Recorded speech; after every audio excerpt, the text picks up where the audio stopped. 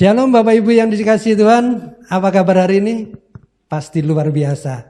Allah menyertai Bapak Ibu Saudara dan saya sampai hari ini, walaupun kita di masa pandemi COVID, tapi saya percaya Bapak Ibu dalam keadaan sehat walafiat.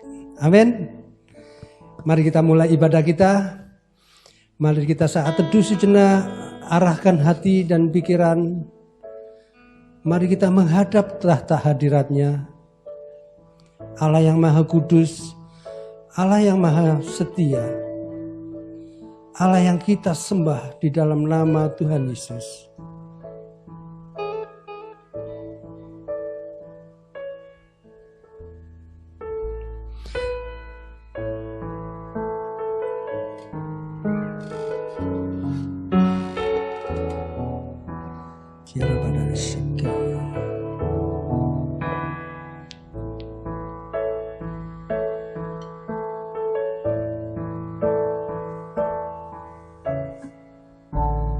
Dengan apa ku membalas kasih-Mu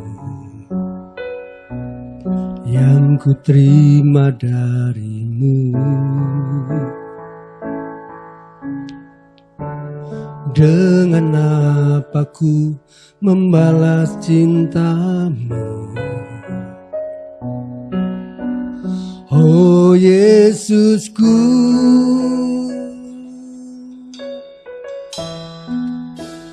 ku mau selalu bersyukur, selalu bersyukur. Kau Tuhan yang setia, yang selalu menopang. Ku mau selalu bersyukur, selalu bersyukur. Kau Bapakku yang setia.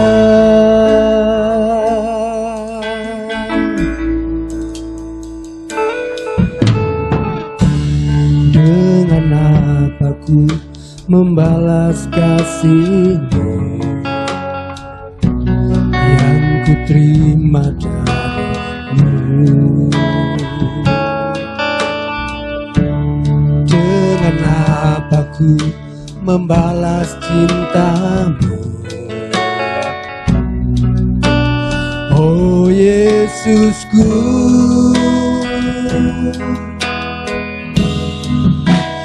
ku mau selalu bersyukur, selalu bersyukur. Kau Tuhan yang setia, yang selalu menopang. Ku mau selalu bersyukur, selalu bersyukur. Kau Bapakku yang setia. Ku mau selalu bersyukur, selalu bersyukur. Kau Tuhan yang setia, yang selalu menopang. Ku mau selalu selalu bersyukur. Kau Bapakku yang setia. Engkau Bapa, haleluya. Ku memuji nama-Mu, ku bersyukur Tuhan, ku bersyukur Tuhan.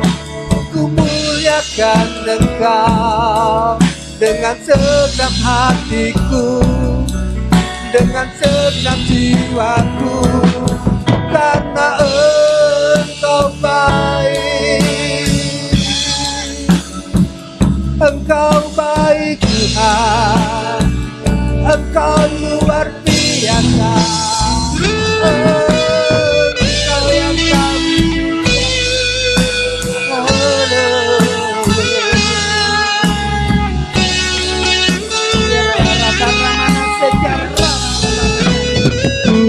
mau selalu bersyukur, selalu bersyukur.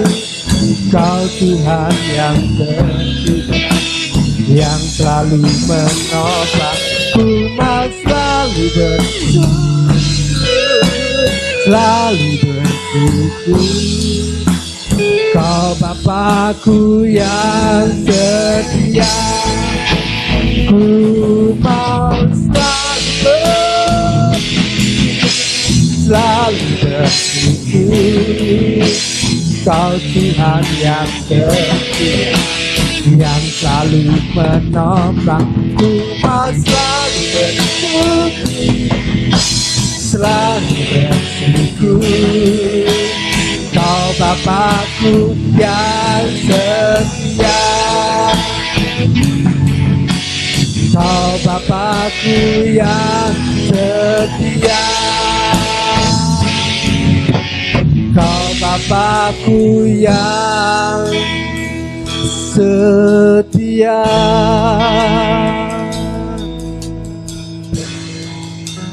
Engkau Bapakku yang paling setia.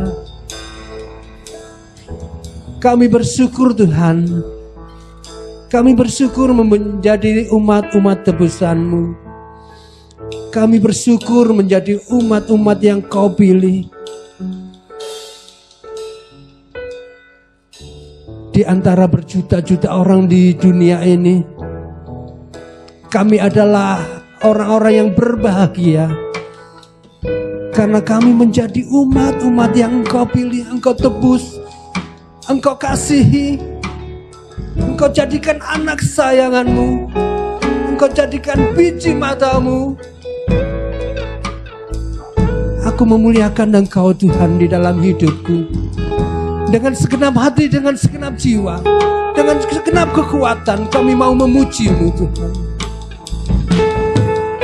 Rata para manana sikel, para manana sikel.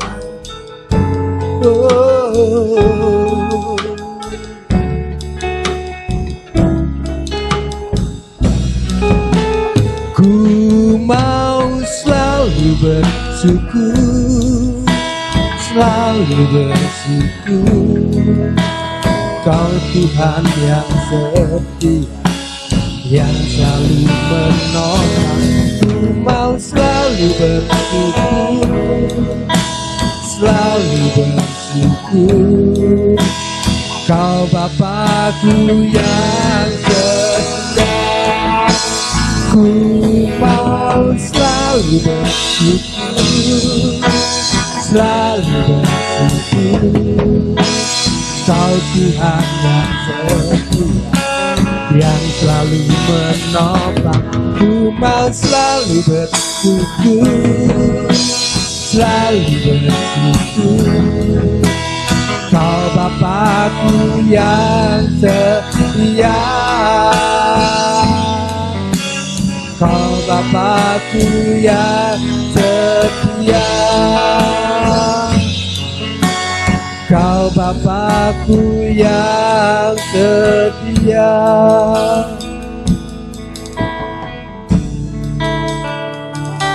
Terima kasih Tuhan untuk pagi hari ini. Kami diberi kesempatan untuk bersekutu dengan Tuhan. Saat ini kami siap meninggikan Tuhan. Kami siap menyembah Tuhan. Kami siap mendengarkan sabda firman-Mu. Di dalam nama Tuhan Yesus kami berdoa. Amin. Ada sukacita hari ini. Saya percaya ketika kita bersekutu dengan Tuhan, sukacita bersama Tuhan luar biasa di dalam hidup kita.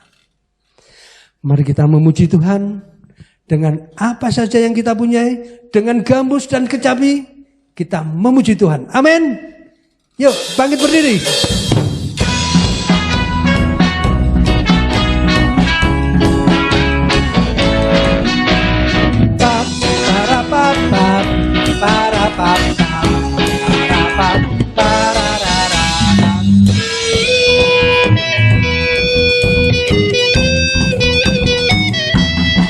Dengan gambus dan kecapi, mari kita puji Tuhan. Bersoraklah, bernyanyilah, bersuka di hadapannya. Serukanlah nama Tuhan yang memberi kemenangan. Kalau Allah di pihak kita, siapa lawan kita? Dengan gambus dan kecapi, mari kita puji Tuhan. Bersoraklah, bernyanyilah, bersuka di hadapannya. Serukanlah nama Tuhan yang memberi kemenangan. Kalau Allah di pihak kita, siapa lawan kita? Terdengar suara Tuhan dari Sion, terdengar suara sorak kegirangan dari umat yang telah dimenangkan, dari umat yang telah dimenangkan.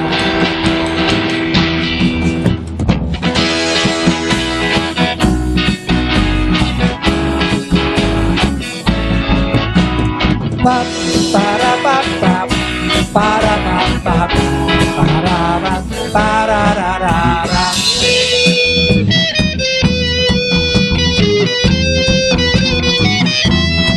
Dengan gambus dan kecapi, puji Tuhan. Bersoraklah, bernyanyilah, bersuka di hadapannya.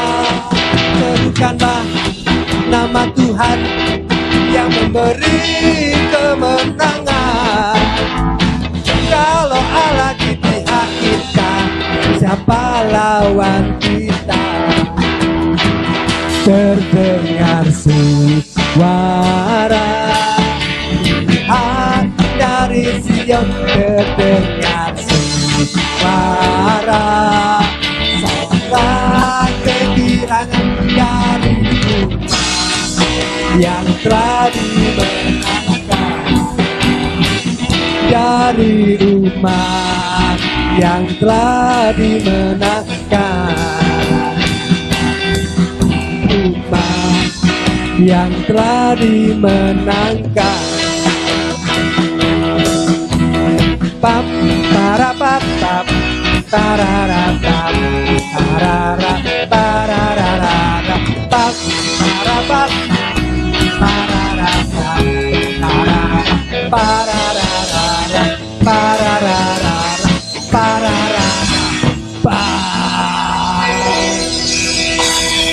haleluya. Beri kemuliaan bagi Allah kita yang luar biasa.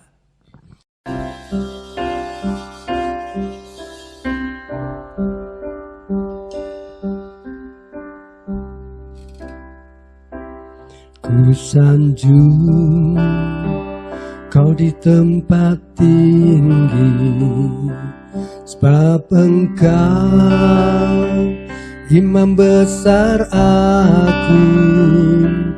Ku sanjung kau lebih dari yang lain, dan ku datang menyembahmu Tuhan.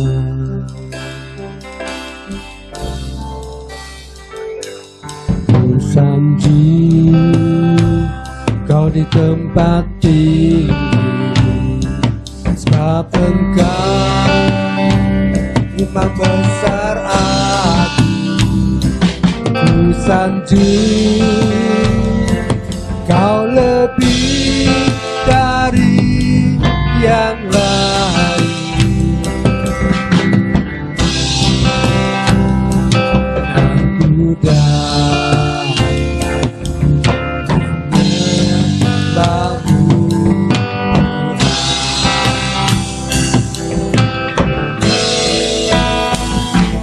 Ku sanjung Kau di tempat ini, sebab Engkau Imam besar aku, Tuhan.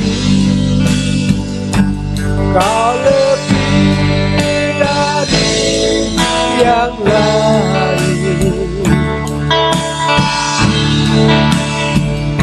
dan juga menyembahmu Tuhan.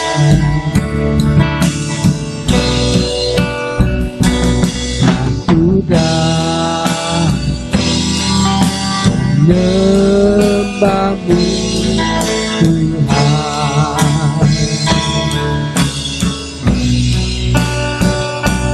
dan ku datang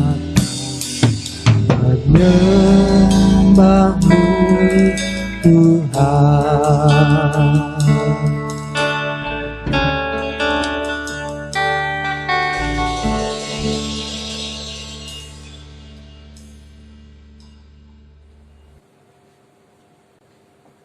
Kami bersyukur Bapa yang baik buat kebaikan-Mu yang tak pernah berkesudahan dalam hidup kami.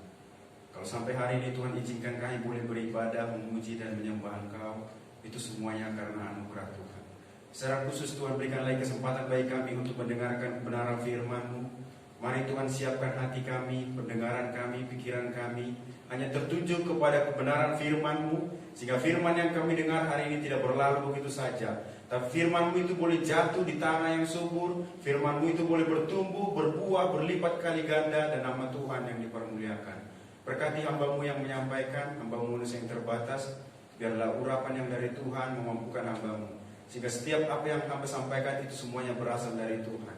Dan jemaat-Mu yang mendengarkan juga boleh diberkati dan boleh dikuatkan lewat kebenaran firman. Terima kasih Bapa, berfirmanlah Tuhan, karena kami siap mendengarkan. Di dalam nama Yesus kami sudah berdoa mengucap syukur, haleluya, amin. Ya, shalom Bapak Ibu saudara kasih Tuhan. Puji Tuhan kalau hari ini kita punya kesempatan lagi untuk beribadah, memuji dan menyembah Tuhan. Terlebih lagi kita diberikan lagi kesempatan untuk mendengarkan firman Tuhan. Saya percaya kita semua dalam penyertaan Tuhan, amin. Sekalipun kita tidak bisa bertemu secara langsung untuk beribadah, walaupun kita masih tetap ibadah secara online, saya percaya itu tidak mengurangi semangat kita untuk beribadah, amin. Itu tidak mengurangi semangat kita untuk memuji Tuhan, amin. Haleluya. Hari ini kita akan belajar dari satu kebenaran firman Tuhan. Mari kita buka Alkitab kita dari Ibrani pasal yang keempat, ayat yang ke-14 sampai ayat yang ke-16. Ibrani pasal yang keempat, ayat 14 sampai ayat yang ke-16. Semua sudah dapat, amin. Saya akan membacakan bagi kita Ibrani pasal yang keempat, ayat 14 sampai ayat yang ke-16. Begini bunyi firman Tuhan. Karena kita sekarang mempunyai imam besar agung yang telah melintasi semua langit, yaitu Yesus anak Allah, baiklah kita teguh berpegang pada pengakuan iman kita.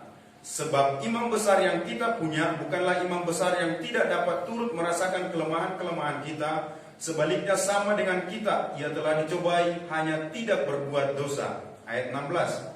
Sebab itu marilah kita dengan penuh keberanian menghampiri tahta kasih karunia, supaya kita menerima rahmat dan menemukan kasih karunia untuk mendapat pertolongan kita pada waktunya.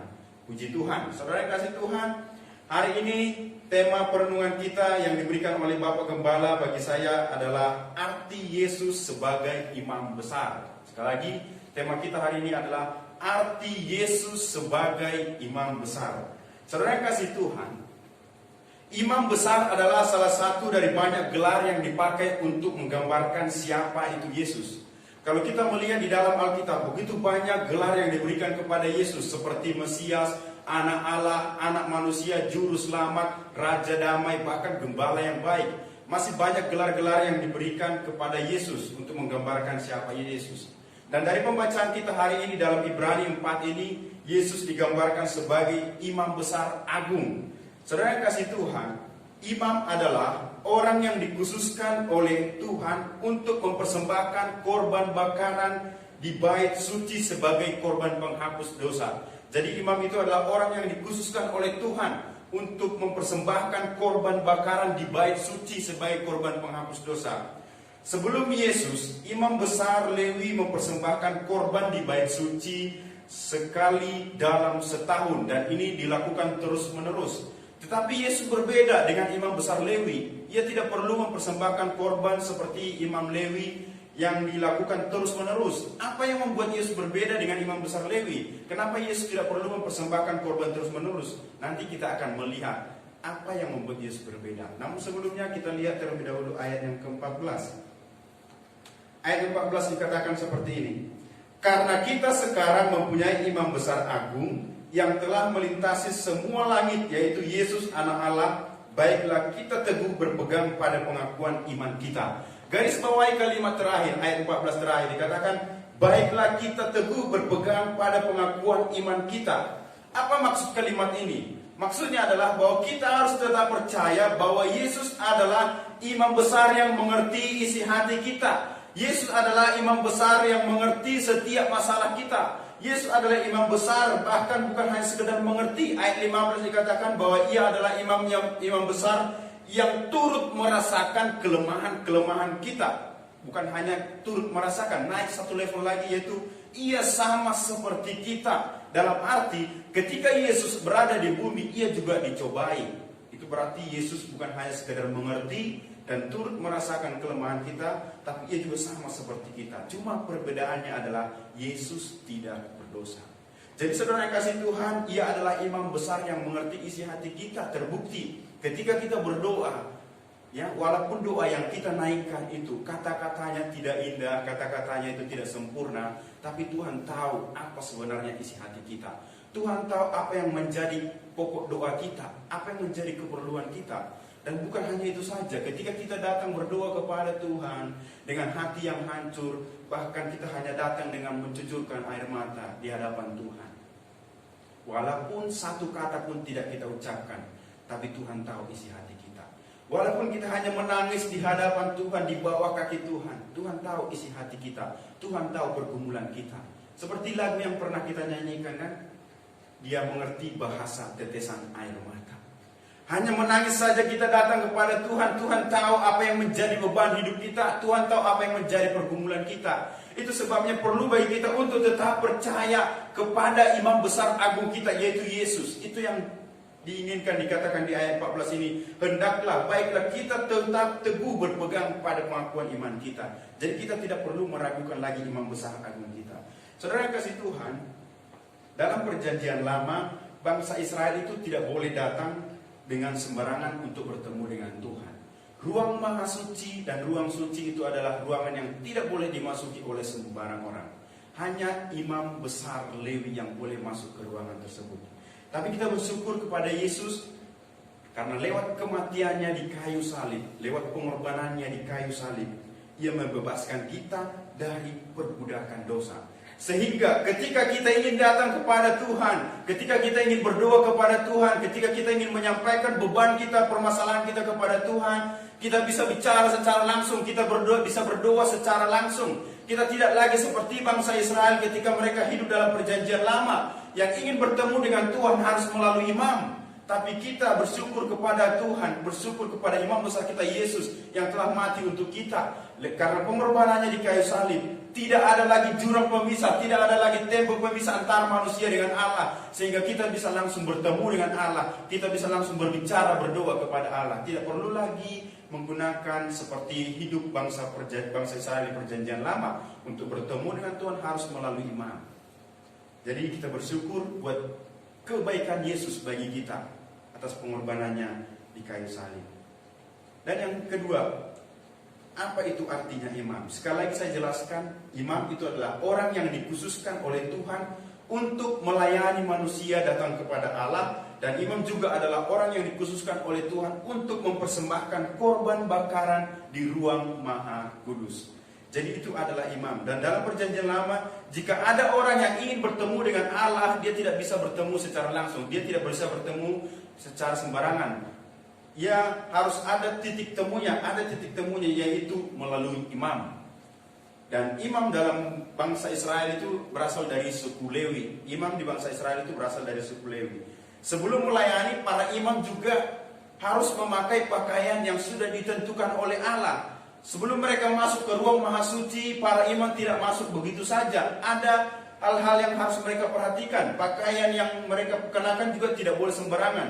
Kalau saudara baca di dalam Keluaran 28 ayat pertama sampai ayat 43, Keluaran 28 sampai ayat pertama sampai ayat 43, di sana jelaskan mengenai pakaian-pakaian para imam. Pakaian-pakaian yang harus dikenakan oleh imam itu harus khusus untuk masuk dalam ruang maha kudus.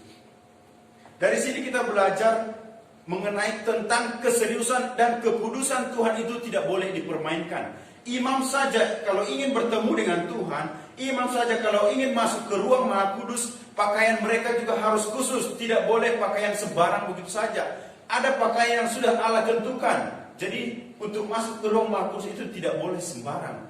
Harus sesuai dengan apa yang Tuhan inginkan. Makanya kita belajar menghargai kekudusan Tuhan. Saudara kasih Tuhan, sebab itu penting bagi kita ketika kita datang beribadah kepada Tuhan. Ketika kita datang berdoa saat teduh kepada Tuhan, perlu mengambil waktu sejenak untuk minta ampun di hadapan Tuhan. Kalau ada hal-hal yang tak berkenan di hadapan Tuhan, kalau ada dosa pelanggaran kita di hadapan Tuhan, kita bereskan di hadapan Tuhan. Supaya apa? Supaya kita layak menghadap tahta Allah yang kudus. Supaya kita layak menghadap Allah kita yang kudus. Karena Allah kita itu adalah kudus. Mari kita belajar menghormati kekudusan Tuhan. Dan yang berikut itu adalah mengapa Yesus disebut sebagai imam besar agung. Mari kita buka Alkitab kita dari Ibrani pasal yang ke-7 ayat 26 sampai ayat yang ke-27. Di sini kita akan menemukan jawabannya mengapa Yesus disebut sebagai imam besar agung. Ibrani 7 ayat 26 sampai ayat yang ke-27. Saya akan bacakan bagi kita. Begini bunyi firman Tuhan. Sebab imam besar yang demikianlah yang kita perlukan, yaitu yang saleh, tanpa salah, tanpa noda, yang terpisah dari orang-orang berdosa dan lebih tinggi daripada tingkat-tingkat sorga. Ayat 27, yang tidak seperti imam-imam besar lain yang setiap hari harus mempersembahkan korban untuk dosanya sendiri, dan sesudah itu haruslah untuk dosa umatnya. Sebab hal itu telah dilakukannya satu kali untuk selama-lamanya ketika ia mempersembahkan dirinya sendiri sebagai korban. Jadi, mengapa Yesus disebut imam besar agung? Alasan yang pertama itu adalah ayat yang ke-26. Ayat 26 katanya, karena Yesus adalah imam besar yang saleh, tanpa salah, tanpa dosa, dan tanpa noda. Tidak ada imam besar yang seperti Yesus. Tidak ada imam besar yang tidak bersalah, yang tidak berdosa seperti Yesus. Bahkan di imam besar Lewi sendiri di ayat 27 dikatakan mereka harus mempersembahkan korban setiap hari untuk dosa mereka sendiri. Mereka di sini adalah imam besar Lewi. Itu berarti imam besar Lewi sendiri adalah orang yang berdosa. Jadi Yesus adalah imam besar yang tanpa dosa. Hanya Yesus imam besar yang tidak berdosa. Jadi ini alasan mengapa Yesus disebut sebagai imam besar yang agung. Dan yang kedua, ayat 27, alasan yang kedua adalah karena Yesus adalah imam besar yang tidak mempersembahkan hewan setiap hari atau setiap tahun seperti yang dilakukan oleh imam-imam besar Lewi. Imam besar Lewi setiap hari dan setiap tahun harus mempersembahkan korban untuk dosa mereka dan dosa umatnya. Dan ini dilakukan terus-menerus. Sementara Yesus tidak mempersembahkan, tidak perlu mempersembahkan korban secara setiap hari atau setiap tahun terus-menerus. Dia tidak perlu melakukan ini terus-menerus. Bagi Yesus cukup satu kali dan untuk selama-lamanya. Satu kali untuk selama-lamanya. Hebat bukan imam besar kita Yesus ini? Ya, itu alasan yang kedua. Dan yang ketiga adalah ayat 27c. Alasan yang ketiga adalah karena Yesus adalah imam besar yang tidak mempersembahkan hewan untuk menebus umatnya seperti yang dilakukan oleh imam Lewi. Imam besar Lewi mempersembahkan hewan yang tak bercacat. Imam besar Lewi mempersembahkan domba yang tak bercacat kepada Allah sebagai korban penghapus dosa. Tetapi Yesus tidak mempersembahkan hewan. Yesus tidak mempersembahkan domba. Yang dipersembahkan oleh Yesus adalah dirinya sendiri sebagai korban yang sempurna. Kenapa saya katakan sebagai korban yang sempurna? Karena Yesus adalah manusia yang tidak berdosa.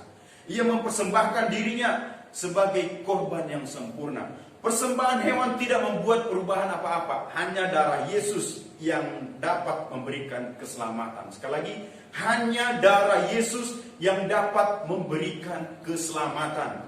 Jadi, Yesus menjadi imam besar yang sempurna karena pengorbanannya yang sempurna. Saudara kasih Tuhan, ketika Yesus mengorbankan dirinya, dia tidak pernah hitung-hitungan dengan kita. Kita juga seharusnya tidak pernah hitung-hitungan dengan Tuhan. Jangan sampai kita hitung-hitungan untuk berkorban untuk Tuhan, melayani untuk Tuhan. Ya, ketika Yesus mengorbankan dirinya, dia juga tidak pernah menganggap, wah nanti mereka balas enggak ya kebaikan saya. Bukan itu yang Tuhan pikirkan. Dan di sini kita belajar juga untuk berkorban. Saudara yang kasih Tuhan, berkorban dari segi waktu, tenaga, harta kita. Ya, kita belajar. Kenapa? Karena Tuhan sendiri sudah berkorban untuk kita. Tuhan sendiri sudah berkorban bagi saudara dan saya. Ia sudah mati bagi saudara dan saya. Ia sudah menebus kita dari perbudakan dosa. Itu sebabnya perlu bagi kita berkorban untuk Tuhan. Mari kita belajar mengorbankan diri kita, bukan mengorbankan orang lain. Saudara yang kasih Tuhan, pengorbanan Yesus adalah untuk menyempurnakan kita. Kita harus menghargai pengorbanan Yesus dengan cara apa? Hiduplah sesuai dengan kehendak Tuhan. Dan jangan lagi bermain-main dengan dosa. Amin. Jadi saudara kasih Tuhan, lewat firman Tuhan ini kita belajar untuk belajar menghargai pengorbanan Tuhan yang sudah mati bagi saudara dan saya. Pengorbanan Tuhan yang luar biasa. Tidak ada orang yang mau berkorban seperti Yesus ini. Tapi kita bersyukur punya imam besar yang baik, imam besar yang agung, yang sungguh luar biasa, yang mau mati bagi saudara dan saya. Biarlah kiranya firman Tuhan hari ini bisa menjadi berkat bagi kita semua. Amin. Mari kita bersatu dalam doa. Bapa yang baik, kami bersyukur Tuhan buat kebenaran firman-Mu hari ini. Buat kebaikan-Mu bagi kami, secara khusus pengorbanan-Mu bagi kami, yang Engkau telah rela mati bagi kami untuk menebus dosa-dosa kami. Untuk menebus kami. Kami bersyukur punya imam besar agung yang seperti Engkau. Ajarlah kami Tuhan boleh hidup senantiasa takut akan Tuhan. Ajarlah kami boleh tetap berpegang teguh pada iman percaya kami. Ajarlah kami juga boleh hidup melakukan seturut apa yang Tuhan kehendaki bagi kami. Ampuni kami kalau selama ini mungkin kami kurang menghargai pengorbanan Tuhan. Ampuni kami kalau selama ini kami kurang sungguh-sungguh menghargai pengorbanan-Mu di kayu salib untuk kami. Ajarlah kami Tuhan lewat kebenaran firman-Mu hari ini yang boleh mengingatkan kami. Biarlah firman-Mu ini boleh menguatkan kami kembali, supaya kami hidup sesuai dengan kehendak Tuhan. Ajarlah kami juga untuk tidak bermain-main dengan dosa, tapi ajarlah kami mampu untuk meninggalkan semua keinginan-keinginan daging ini, supaya kami melakukan apa yang Tuhan kehendaki. Terima kasih Bapa, berkati setiap kami yang sudah mendengar, jadikan kami menjadi pelaku-pelaku firman-Mu. Di dalam nama Tuhan Yesus, kami sudah berdoa mengucap syukur, haleluya, amin. Haleluya. Firman Tuhan memberkati kita semua. Amin. Terima kasih kepada hambanya Bapak Pendeta Muda Herianto Situmorang. Semoga pelayanannya semakin dipakai Tuhan, semakin luar biasa. Kita akan mengakhiri ibadah kita. Mari kita tunduk kepala, kita menghadap Tuhan, kita bersekutu dengan Tuhan.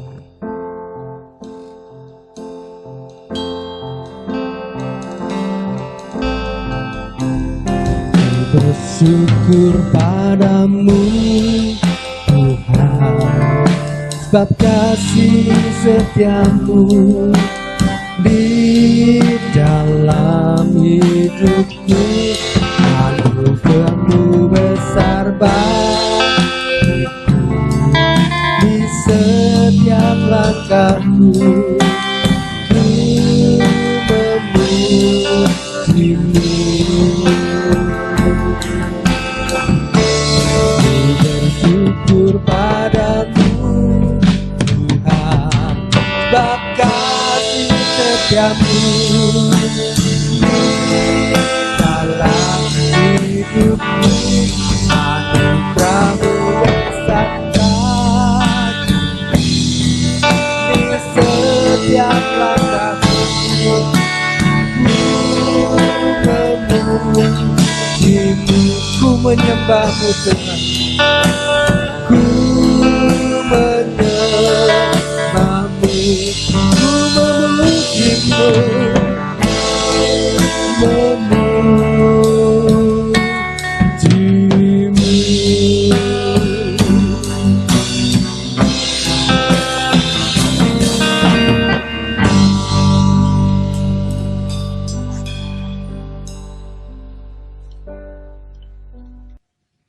Haleluya. Kita bersyukur untuk firman Tuhan yang sudah berbicara untuk kita semua. Saya percaya Bapak Ibu di rumah diberkati oleh firman Allah. Mari kita berdoa untuk kebenaran firman Tuhan ini. Bapa, terima kasih untuk pesan Tuhan bagi kami di tengah-tengah situasi yang pada saat ini mengalami serangan COVID. Tapi kami mempunyai Allah, itulah Yesus Tuhan yang sudah menebus kami. Bapa di surga, berkatilah umat-Mu yang berada di rumah. Bagi mereka yang sakit dijamah disembuhkan oleh kuasa darah Yesus. Bagi mereka yang berulang tahun, Tuhan berkati hidup mereka supaya bergantung kepada Tuhan. Terima kasih Bapa, berkati juga gereja kami, GKRI Anggur Baru Surabaya. Tuhan berkati umat-Mu, berkati program yang ada di dalam gereja kami. Terima kasih Bapa. Saatnya kami mau berdoa juga bagi bangsa kami Indonesia. Tuhan berkati bangsa kami supaya dijauhkan dari pengaruh jahat atau serangan COVID-19.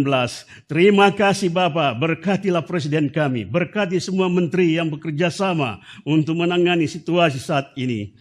Bapa yang baik, Allah yang kami kasihi, kami bersyukur untuk hari ini Tuhan sudah berbicara. Jemaat yang dikasihi Tuhan, arahkanlah hatimu kepada Dia, Allah yang sudah menebus engkau. Angkatlah tanganmu dan terimalah berkat-Nya. Berkat dari Allah Bapa, kasih dari Yesus Kristus Tuhan, dan kuasa Roh Kudus menyertai kita hari ini sampai Tuhan Yesus datang kembali. Semua yang percaya bersama saya berkata, amin.